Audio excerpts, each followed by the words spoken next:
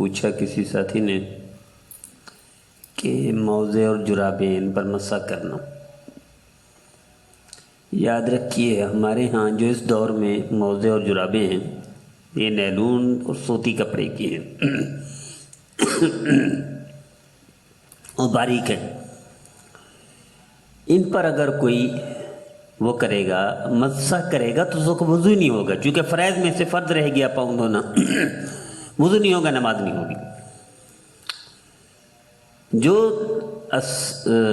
حضرات اس پر مسح کرتے ہیں ان سوتی اور نیلون اور باریک موضوع پر ان کا مسح نہیں ہوتا، یا جو فتویٰ دے رہے ہیں ان کا فتویٰ بھی وہ ہے، شریعت میں اس کی کوئی اہمیت نہیں. چونکہ ائمہ اربعہ امام اعظم ابو حنیفہ رحمہ اللہ، امام مالک رحمہ اللہ، امام شافعی رحمہ اللہ اور امام احمد بن حنبل رحمۃ اللہ علیہ، چاروں ائمہ کرام کا فتویٰ ہے کسی کے نزدیک اس کپڑے پر، اس موضع پر مسح جائز نہیں، اور نہ جوتے پر مسح جائز ہے.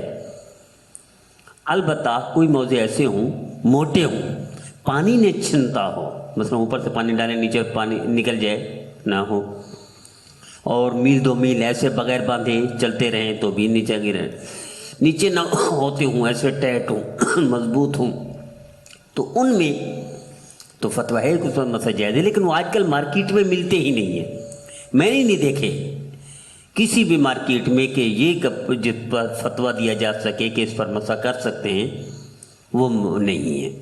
ہاں اگر کوئی اسپیشلی تیار کرواتا ہے اور سفر کے لیے سفر میں جا کر پہنتا ہے تو کوئی حرج نہیں، اس پر مسح جائز ہے. وگرنہ جتنے حضرات بیچارے مسافر ہیں یا مقیم ہیں کہیں مسح کر کے اس طرح نیلون اور باریک کپڑے پر یا ان جرابوں پر آج کل جو مارکیٹ میں دستیاب ہیں مسح کرتے ہیں، ان پر مسح نہیں ہوگا، وضو نہیں ہوگا، وضو نہیں ہوگا، نماز نہیں ہوگی، نماز نہیں ہوگا، تو ایسے فضول ٹکرے مارنے ہیں. اللہ ہمیں محفوظ فرمائے اور اللہ نبی کریم صلی اللہ علیہ وسلم کی فرما برداری فرمائے.